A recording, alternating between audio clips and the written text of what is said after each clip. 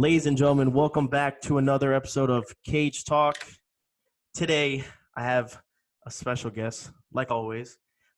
Gladiator Challenge featherweight champ, competed in Strikeforce, RFA, World Series of Fighting, also in the UFC, of course, getting Fight of the Night 5 times, and also Fight of the Year against Clay Guida. We have the man himself, Tyson Griffin. How you doing, buddy? I'm doing good, man. How you doing? Just taking a break from work. So Nice. What do you do? What are you doing now? coaching, man, holistic lifestyle coaching and MMA coaching. And so just doing some studying, some emailing and so on and so forth. Nice. Just trying to build a holistic lifestyle business at home, during these crazy times. So I think everyone's trying to do something at home now, right? I mean, I did this podcast before. Well, actually, it was in the middle of the pandemic, just because I was bored as hell, and my job at the time was just doing 1 week on, 1 week off. So you'd be off for a week, and then you work a week, and then you're off again, and it was just that whole week off was. I mean, I was with my kid. He was driving me nuts. I mean, it was. It was rough, man. It was rough. the pressure, it'll make or break you, man. Yeah. Oh man. Nothing like parenting, but yeah. So I was like, you know what? I need. So this is my garage in the back. So I decided just see what I can do and That's cool, man. yeah, talk to fighters. It's a good time, and like I was telling you before, just listening to the stories, man. It's always interesting, especially I get to see it when I watch you guys fight, but then to hear maybe like a little bit more of the background story is kind of cool in the training camps again. But talking about your career, nutrition and eating right. Now, after the fight, what was like your like go-to like cheat meal? Like what was something that you were like, or you were kind of still like you controlled yourself and you actually not like half the people over here in Texas who who eat everything. I mean, they say everything is bigger in Texas, even the people. It's true though. It's because the fast food and the barbecue here is I ridiculous. think it's everywhere, unfortunately, man. It's just America. People are getting really unhealthy, but I grew up eating a lot, and I actually lived in Texas for a little bit when I was younger. That's where one of my brothers was born. Okay. And my favorite go-to cheat meal after fights was pizza and beer. So that was what I always went to. But the worst place to get pizza, don't ever get pizza in Ireland at 3 a.m. from a Chinese food restaurant. Yeah, that doesn't sound good. Yeah, well, in Ireland, the Chinese food restaurant apparently had pizza on the menu, and because that was when I fought Clay Guida, actually, that fight of the year that you're talking about, and because of the event and the time difference in Ireland, we had to fight at like, I don't know, midnight or something ridiculous. So we didn't get back to the hotel until like 3 a.m. maybe. And then, so yeah, I wanted my pizza and beer. I got to keep my tradition, Yeah. And there was beer at the hotel. They kept the bar open for us. It was pretty cool. And then ordered the Chinese food pizza, but then it was pepperoni pizza. It came with like jalapenos on it. It was the worst pizza beer experience ever. But apparently, as traumatizing it is, you never forget it. You always remember those bad experiences. Yep. It's those bad experiences that make you appreciate the good ones, right? Absolutely. I grew up in the Bay Area eating Zachary's Pizza, which is like a Chicago-style sort of deep dish pizza, and yeah, it's really good. So if people know what Zachary's is, it's hard to compare Zachary's. I know what good pizza is. And well, definitely. Well, coming like you said, like you lived in the Bay Area. The crazy thing when I went to visit over there, man, it's just that you guys have so much variety of different foods, but yet they're all so good. Like it's not like you go, you go to Chinatown, it's gonna be bad. Like it's actually legit really good. Like it's crazy. Like that's because of the diversity of Yep. Go ahead. The diversity of the people here. There's so many different cultures, and the people have been here for a really long time. So in the Bay Area, if you're white, you're kind of a minority here. Like, and if it's like everyone's black in something, it's like Mm-hmm. everyone's mixed, everyone's brown, like, or Islander or something, and this was pretty cool. So it's crazy that they try to make things out there to be in like the news and all the whatever, social media, whatever you want to see. But, out here in the Bay and in the real cities where everyone's together, everyone's doing good and keeping the peace. And so, yeah, that's why the food's so good. They got every different culture, every different cuisine, and you can eat some really good food, like Ethiopian food, Mexican food. I mean, you can get really exotic with it if you want, or even some good old American food, some good old steak. Get a burger and shit. No, yeah, I had near the Fisherman's Wharf. I had like the clam chowder and the bread bowl. Oh man, it was great. Again, I live to eat, man. When I go on vacation and stuff, like I'm trying to go the best places to eat and stuff like that. So, right on.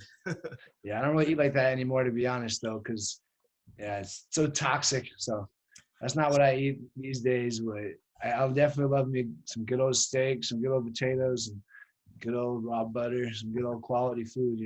Yeah. Good What would be your fat. when you were training and stuff? What was your meals? Or would you go to like some like kind of simple and something you would always eat like every training camp, or it would Well, be early on in my career, Mhm. I really didn't know much. I Okay. really ate really bad, kind of, and then like would crash diet and just eat just kind of a meathead bodybuilding diet, just like chicken and rice and broccoli, just no flavor, not that tasty. I dare say I learned some of that stuff with Joe Daddy, like around portioning and all that stuff. But then I started learning a lot more, and like my body would just crave steak, and so I started adding a lot more animal fat and good fats to my routine. Mm-hmm. I noticed my energy going up, and then we had good things with the doctor from the UFC there. They gave us a lot of good information and explained exactly why that animal fat was so good for me, and it's really good for our energy and our hormones. So if like growing up when I was younger in my career, I would say like things like, oh, either you're lean and mean or you're fat and happy. Like, you can't really, there's no like Happy balance, medium. but the truth is you can actually be really happy by eating hella fat. You just got to eat the right fat. If you eat really good, clean fat, Mm-hmm. it's really good for your hormones, and you're having balanced hormones is what makes you fucking happy, So that's what I learned later in my career and why I started losing more weight and ended up going down to like 145 later in my career, probably from some other reasons too, some health shit. But yeah, Gotcha, man. Again, that's it's always fun to listen to people's their nutritionists, if you guys had one or not. I mean, some people well, do. I personally love it myself because there's a lot of people out there claiming to know things, but they don't really know things. And if they're pushing supplements and stuff in your face, Yeah. and like when I was a wrestler growing up, I remember going to the GNC and looking at the supplements and stuff, and I looked at every label and they all say not FDA approved. Like it's all trash. It's all crap. And I was like, I walked out of there a long time ago and I just took on a challenge personally to try to use real foods. And that turns out to be the best thing, man. And they're all proving it now. So that's what I've been coaching and teaching a lot of people. It's cool to, help regular people, help professional athletes. I work with Daniel Cormier and I got him down from light heavyweight. From heavyweight to light heavyweight and help him win the belt the first time that he got the belt. So, it's Nice. cool to help other people learn from my experiences. And he couldn't believe how much food he got to eat when I was working with him, and because I'm giving him the good foods, and your body will just do its thing naturally. It's gonna pass the waste through if you don't eat it. That's what the body's supposed to do. But if it's crap, your body's not even gonna be able to digest it to pass it through. It's gonna get stuck on your body. So Yeah, a lot of people don't have the education, or they just don't know, especially dieting. They think it's dieting hard. automatically think you're not supposed to eat at all. Honestly, it's hard because there's a huge machine out there that's pumping information and marketing in their faces. Honestly, like, what are you drinking right now? I see that pink water. I have. You're gonna call me out. All right, the sugar-free, low-calorie raspberry lemonade. They got you with the sugar-free, low-calorie, right? But look at the back. What's the ingredients? What is it? Oh shit! All right, Read it. let's see. Let's Read see. it. All right. Give me a second. I'm trying to read because it's so small. They do it on I purpose. Huh? tried to give you credit. I was like, oh, he's probably putting Alpha Brain in there or something good. And I'm like, Shit, I just should have drank all regular right. water. Okay, it says, I'm trying to read. Okay, it says calcium, 2%. It has, I'm trying sodium, but it just, I can't even read it because it's so damn small, man. Flavor. That's what it sounds like. Some synthetic You flavors. see me pretending to, like, I can't read it, so you don't, I'm like, yeah, I can't see what this says, man. I'm Yeah. sorry. Uh-huh. uh, Well, if you can't read it and you can't pronounce it and you don't know what it really is, maybe it's not that great for you. you But think, you're right. Yeah, pure water, regular water is the best thing. But so you think I should cut this out spring water already? specifically. So What's that? I should cut this out. This is like, it's a no-go. It has a good flavor. It's It's just, probably just a habit, man. It's just a habit. Everyone does it. I used to do it. Man, I grew up drinking all the 0-calorie flavored everything, man.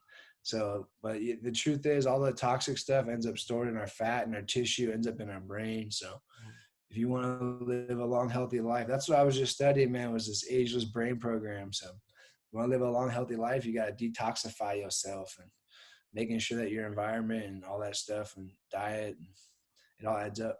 yeah, the shit's, so yeah, I'll definitely be drinking water now, but it's pretty rough out here in Texas. I won't lie. When I first moved out here in Texas about 4 years ago, I was 165.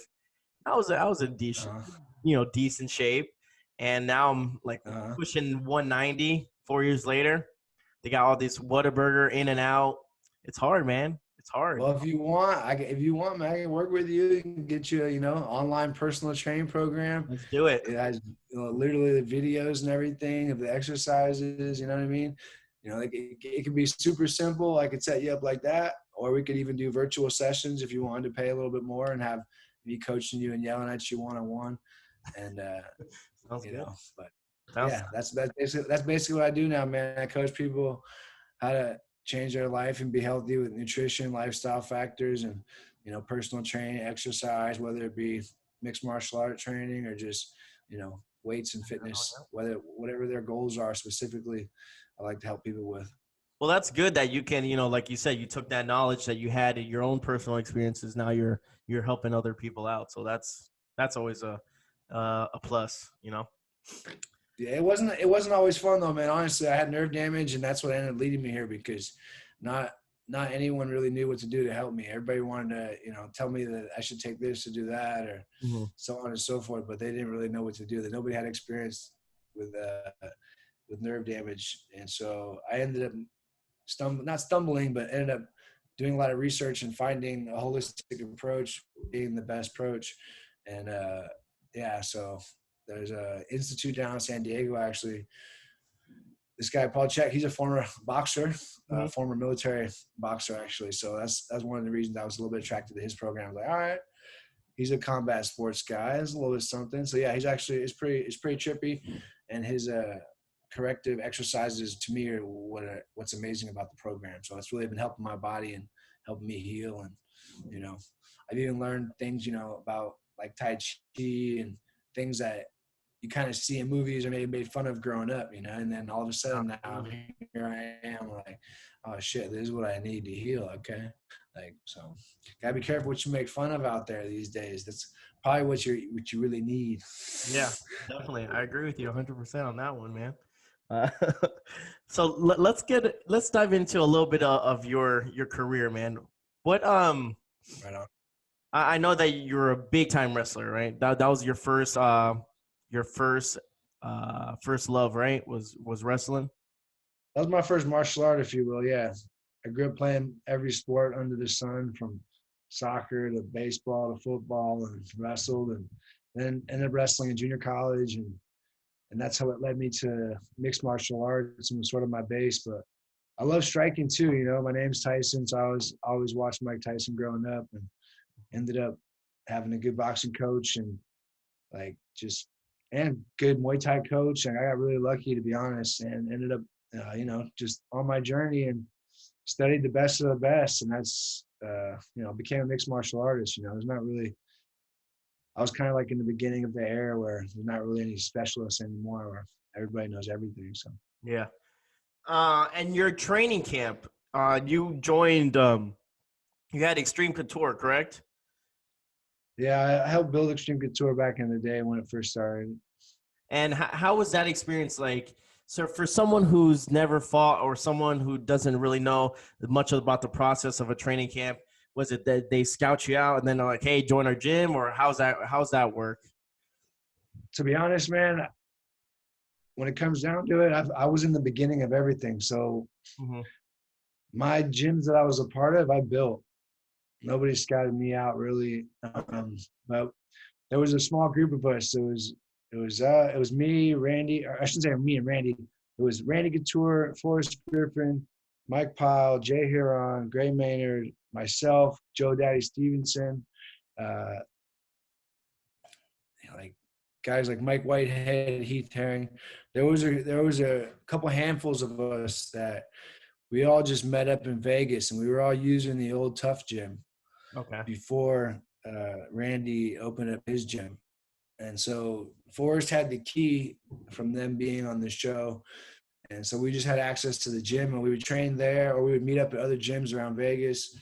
And we were just kind of like a little bit, kind of a fight club, if you will. Mm-hmm. And then Randy decided to open up his gym. And so we all decided to be a part of that. And for me personally, I taught all the kickboxing classes in the very beginning until they brought on a new coach. And so I built that gym and helped build other gyms throughout my time in my MMA career. I can't really say I got scouted out or anything like that, but Okay. when I was at Extreme Couture, there were tons of kids that, drove out there and wanted to chase the dream of being an MMA fighter. And Vegas is one of those cities where it'll make or break you. It's just like MMA will. And a lot of those kids honestly gave up their dreams. They, I dare say, weren't committed. They ended up finding some money or some girls, and they lived a happy life, I'm sure. But I don't know if they are happy about their commitment towards their MMA journey. Yeah. But yeah, so you gotta be careful out there. It's one of those places that will make or break you. There's a lot of temptation. And if you're just fighting MMA for fame and girls, you're definitely going to find it in Vegas. So you don't even need to fight MMA. That's true.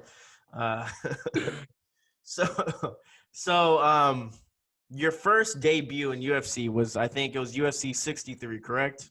You Yeah. fought David Lee. Uh-huh. Right.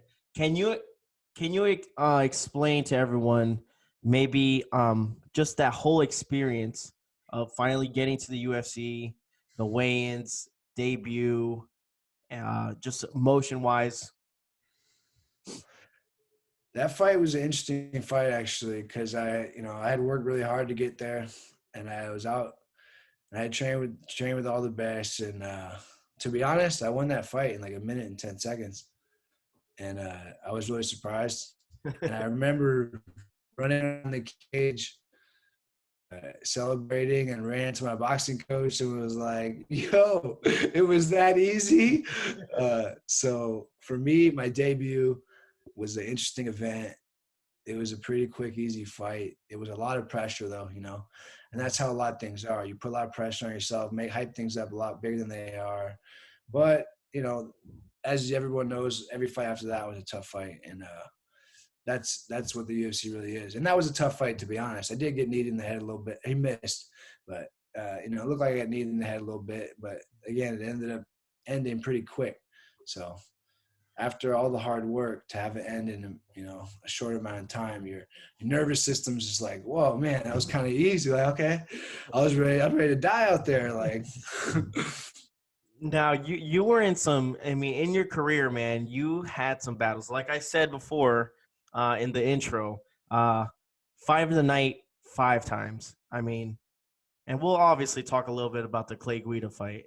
But out of those, I think there was a Sean Shirk, Frankie Edgar, there was Clay Guida. I'm trying to remember who else was there.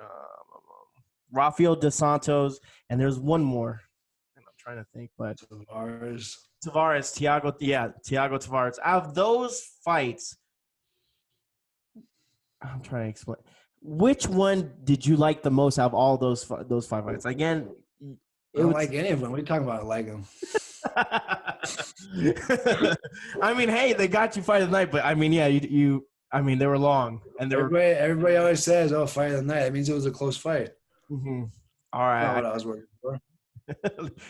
But again, I mean, you left your it's like a part of your legacy, right? I mean, Fight of the Night. I mean, like you said, Fight of the Night means Fuck it the was money. like Fuck the money. That's not why I was fighting necessarily. I got But you. you're right. But you're right. I did like putting on an entertaining show because that was my job. I wanted to show what mixed martial arts was, and at the end of the day, it's hats off to those guys. Those guys are all very, very, very tough individuals, and that's what I fought for. Is I fought to challenge myself against the best and guys like that could push me to the limit. And yeah, so I guess I like them all because they've helped, forge who I am. And at the end of the day, they're all their own individual fights. Yep. Um, I guess a funny story about one of them is I got kneed by Tavares, and I lost time. Like I don't remember like a lot of like 30 seconds or 45 seconds of that fight. Mm-hmm. And I woke up on my back and was like, what the fuck? How did I get down here? Like, and I was like, oh shit, don't worry. You can't think about that. You better get up, man. This dude's trying to whoop your ass. And I remember like trying to ask about it in the corner in between rounds. Like, hey man, what happened? And Randy's like, shut up, man. Don't worry about it. I'm like, all right. Like, and then I ended up watching it later. It was kind of trippy to see myself like moving and awake when I don't remember. But Yeah. it's ironic because, people talk about head trauma and stuff like that. And they think getting knocked out is always the worst thing, but it's not always about that, believe it or not. So I actually lost more memory in the time that I was not unconscious. I mean, yeah, I wasn't asleep, but compared to the 2 times that I got knocked out. Yeah. But it's just interesting. It's just interesting how it all works. Right? Everyone freaks out about the knockout. Oh no, look, the knockout. You have to be careful. Yeah. It's those Sometimes it's 5 actually round better. battles, man. It's better to get knocked out. You get to relax, take a little nap, Wake up, That's the only thing. It's just like watching yourself, on the big screen. Like you just wake up and you're like, damn, that's gotta suck. I mean, and then them replaying it. It was like that Ben Askren that he probably. It is what it is, man. Sometimes you're the hammer, sometimes you're the nail. Sometimes it's your highlight reel, and sometimes you're on the other guy's highlight reel, and that's just when you're in this sport long enough. That's just how it works. Yeah, I You think times are gotta worse have the polarities of it. Keeps you humble. Yeah, I think times are worse now just because there's so many like dipshits and stuff like there that like do memes and stuff. Like I've seen so many of the Conor McGregor like knockout, like of him just like laying down. Like there's so many. That's free. That's free marketing. Yeah, you're right. That's free marketing. Yeah. And when you got guys hating on you, you're doing something right. Absolutely, 100%. Nobody walks up to the bum and spits on him and kicks him when he's down. It's the good old American way. Yeah. We love to promote everybody and build them up, and then fucking talk about how shitty they are shitty when they're after on they top. fall, right? Like what the hell? The worst thing. Everyone's cheering for you, then all of a sudden everyone's It's just the crabs in the barrel mentality. They want to pull people back down. Yeah. Jesus Christ. Let's talk about that Clay Guida fight, because when we were texting yesterday, I was like, you know what? I have the ultimate fights, all the top 100 fights, and I was watching you and Clay fighting and stuff. Talk to me about international fights. Now flying somewhere else, like you said, it was like 12 o'clock, midnight when you.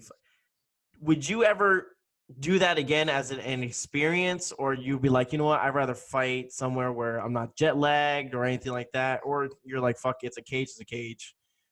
Well, you don't always get to choose where you fight, man. A job's a job, so you're right on that one. Fighting overseas comes with a lot of factors. It's more expensive on your budget because you have to spend more money traveling and maybe paying for other people's travel and housing, and not to mention you have to pay foreign tax when you make money overseas. So on the flip side, all the foreigners, when they come fight in America, they have to pay a foreign tax. So, we're spoiled Americans when we get to fight in our hometown. And at the end of the day, it's business of fighting. You get to learn all about the business of fighting when you travel overseas. And for me personally in Ireland, yeah, I ended up bringing like a lot of my own foods because I didn't know what was going to be there. So it's the most important week of your camp really, and you're in the in a new place trying to figure shit out. And so that just comes with the territory. You gotta sort of sharpen up your camp and your prep each time when you go overseas. And you don't So get to choose. yeah, Cage is a cage, fight's a fight. That's something we learn in wrestling, man. Like you do enough wrestling tournaments, you take a nap, time to wrestle, you wake up, you wrestle. Like it doesn't matter what time it is, time to go, time to go. gotcha. Now, when you're going overseas and stuff like you said, and like the preparation, you're also looking at, like you said, you brought your own food. Are you looking at food places around the area as well, and what they serve? Of course. Yeah, Everything. everything, huh? Got to. Got some pink At the water. end of the day, if you really, it's called, I mean, I call it championship mentality, man. At the end of the day, if you want to be the best, you got to be the best at everything. Like you got to have the best training, the best supplements, the best prep, the best food, the best water, the best coaches, the best everything. But you also got to put in, the best work. Like, so it's a combination of everything. It's that holistic approach, really. So yeah, you got to make sure I have certain things. Like, and it's not like I have to have everything. There's a certain checklist of things. Like in certain things, like a lot of things can be replaced and be bought there. Even food, for that matter. You can always find it. It just might be a little more expensive. It might take a while. Like you can always find it. But certain things that can't be replaced, I make sure I bring those and bring them in my carry-on, so that way they don't get lost in the check bag or something like that. But yeah.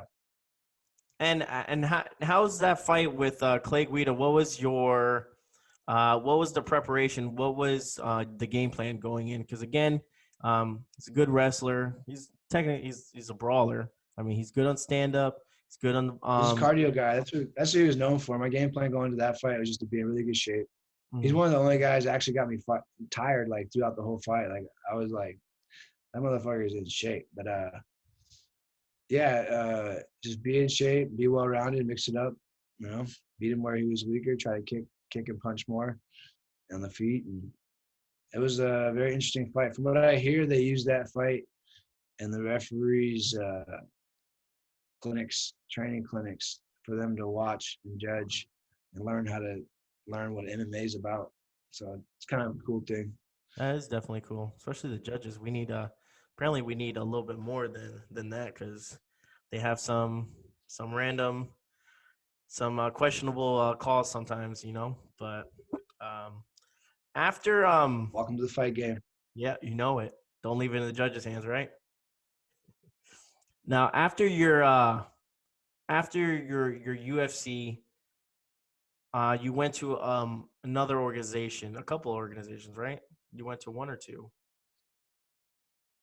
I went to RFA World Series. Yeah. Now, obviously, out of all the organizations that you went to and stuff like that, what was the difference between each one? Was it the promotion wise? Was it fighter wise? It's professionalism. Professionalism. I think the difference is professionalism. That's what it comes down to. UFC was a more well-oiled machine. I'm sure they're even more well-oiled now, but in the beginning it was a little bit not crazy, but less organized. And you can see it get more organized. And yeah, like at the end of the day, they respected the fighters a lot more than other organizations did when it came down to respecting fighters' time and money and energy, things like that. Definitely. And then now they have Bellator and stuff like that, but I don't even know if Bellator is putting out anything as of right now. I don't know what the hell they're doing, but again, it's hard to do what the UFC is doing right now, right? As in, they have their own spot, they have everyone tested, they have it there, in the hotel and stuff like that. So again, like you said, that preparation, that game management, what the UFC has is championship mentality, man. That's what it comes down to. Dana really wants it, so he's gonna get it. That's what it comes down to. Yeah. You want something, you're gonna get it. If you don't want it, you won't get it. How's your interactions with Dana White? Again, they were few and far between, to be honest, but he was a cool guy. Yeah. Like he's straightforward, down to earth, like, like is what it is. Like, Gotcha. Yeah, there was I mean, I ran into him in the club one time in Vegas when I was living there, and he was partying there. Like, hey man, come hang out with us. He invited us over to party and hang out. Like, that's just the kind of guy he is. Wants everybody to have a good time. gotcha. So, likes to show. I remember I did the tough. What was it? The tough event. I ended up filling in for coaching. I think it was like Tito got kicked off or something, like the last of it. I remember that. Yeah, and they brought a couple of local guys in, and at the end of it, he takes all the kids out, takes them on the town to have a good time, and let them experience life. Some of those kids are never going to make it to the UFC or be back, but he takes them all out to have a good time and experience life in a way that they're never ever going to experience life. He didn't have to do all that stuff, so it is what it is.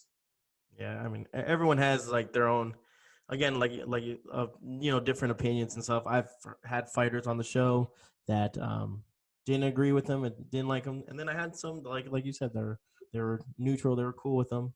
Yeah, no, they had no problem. I think as long as you did your job and you showed up, which you did, obviously, he didn't have a problem with that. I think that's the one thing that Dana really really wants is you're there for the UFC for a reason, is to put on a show. So yeah, I heard things would change. I heard from one of the matchmakers, I'm not gonna say who, but I hear it's like a little frat boy thing now, where a lot of kids just want to get in the UFC and get a contract, and then they don't actually want to take fights, and they want to put on their Instagram instead of actually risking it. They want to put on their bio UFC fighter, and that's it.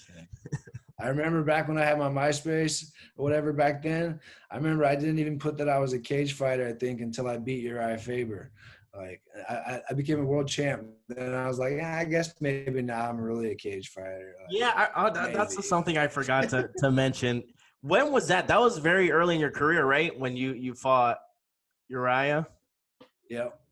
That was like my third fight. Your third fight? That was what? That was what promotion was that?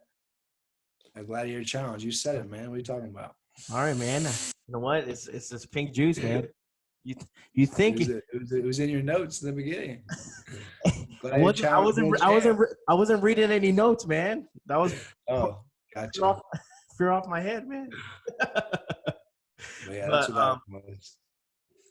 I mean, do you talk to any of the fighters that you fought? Do you still are you guys close? Because I know there's certain fighters that that fought each other in the past and became buddies after and stuff like that. Or you kind of I don't talk to any of my old opponents. I'm not really friends like that. I mean, if I see them, we're like, is what it is, Like, me and Uriah had a lot of friction after our fight for a while, but it's all that stuff's way in the past. It's just business, man. Like, I remember to me, it was a sport, like in the cage is fight time, but I'm not like all these guys that want to act like gangsters. Like, it's just not my thing. Like, I grew up in a family that was a little different. My dad was actually like a real gangster. So I just wasn't trying to pretend to be a gangster. Wasn't what I was about. Like, my dad was in prison my whole life, and I wasn't trying to run the streets and act like a freaking idiot. So that stuff can get you into some real serious trouble. And,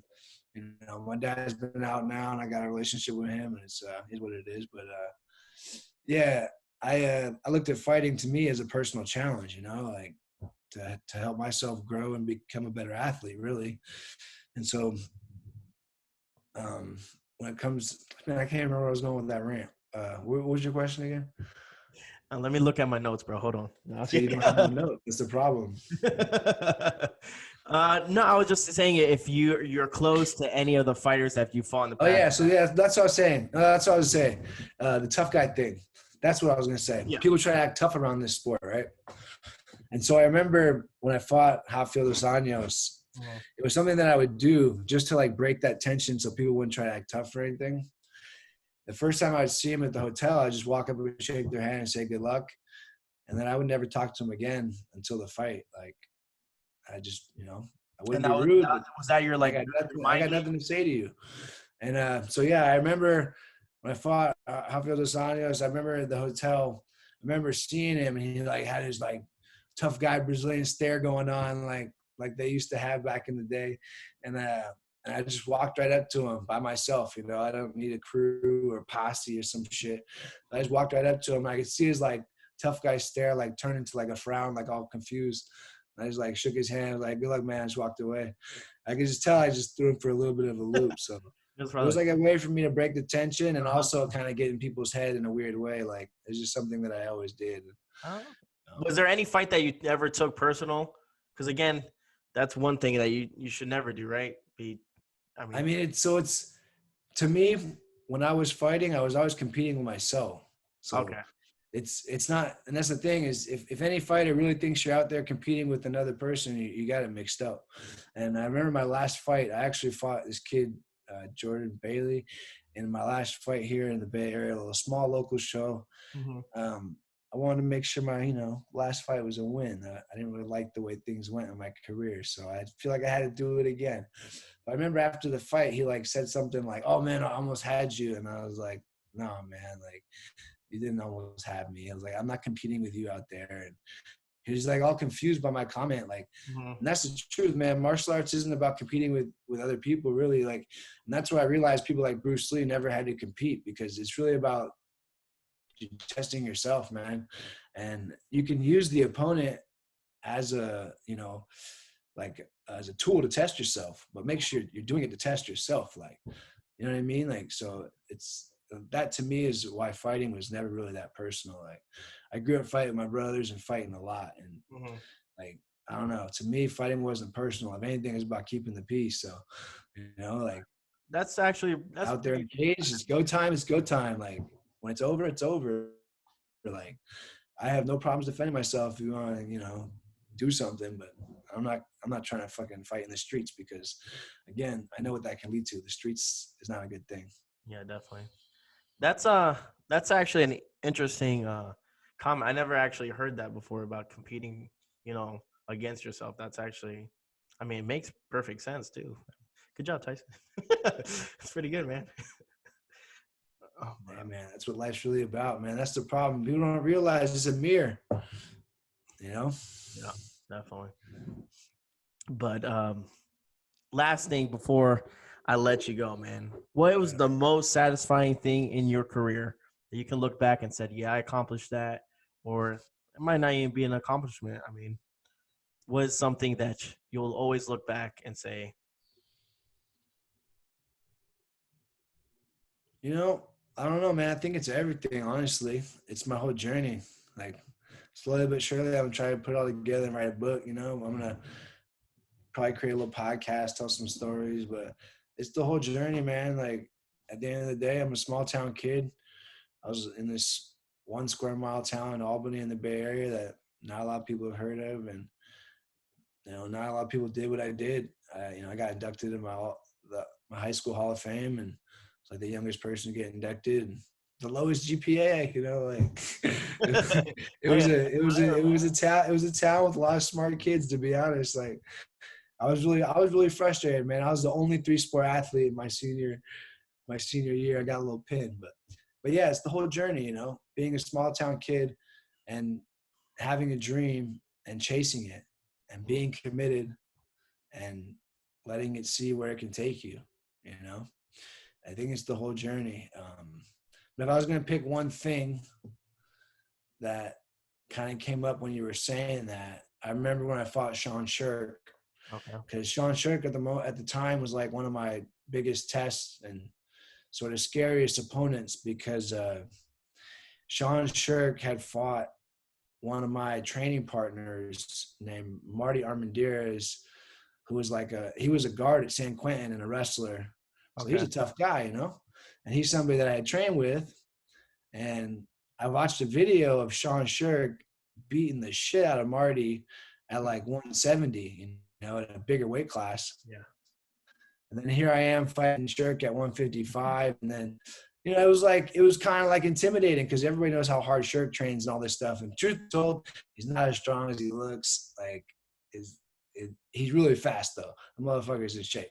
But after the fight, I remember I actually fought that fight. I couldn't raise my I couldn't raise my right arm like 3 days before that fight because I separated my AC joint like a week before the fight.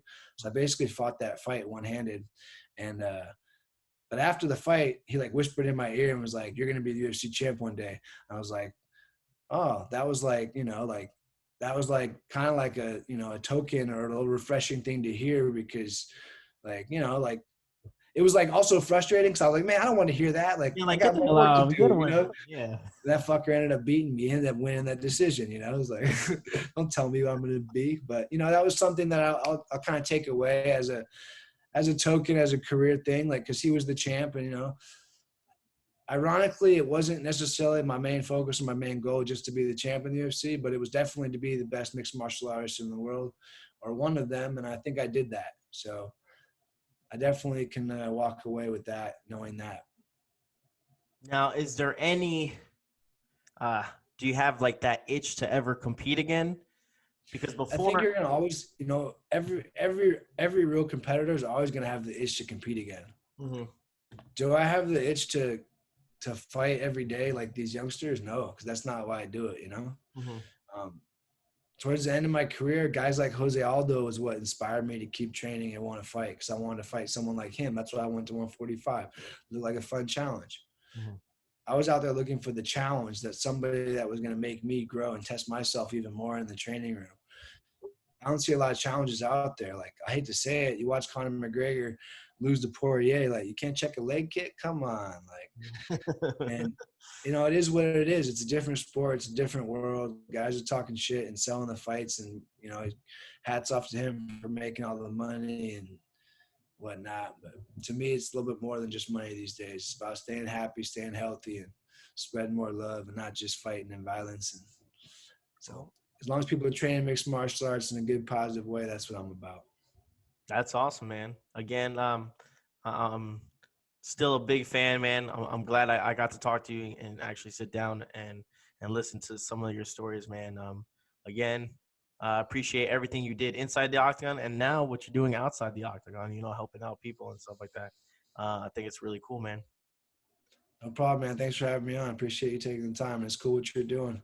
Yeah, I man. go and start my own podcast. Remember, notes help you out a lot. All right. I know. You get nervous sometimes and you're like, oh, what the hell was I supposed to say? Like the first I've time. done public speaking. Yeah. No, I haven't. And I probably will never do it because I hate it. But no, you're doing it right now, bro. You are doing it. That's the thing. But one person compared to like 15 people, that's a lot different. It's a lot easier. It's a conversation that I understand and kind of, Yeah, you'll get there one day. No, I won't. Yeah, But again, thanks so much. All right, man. Take it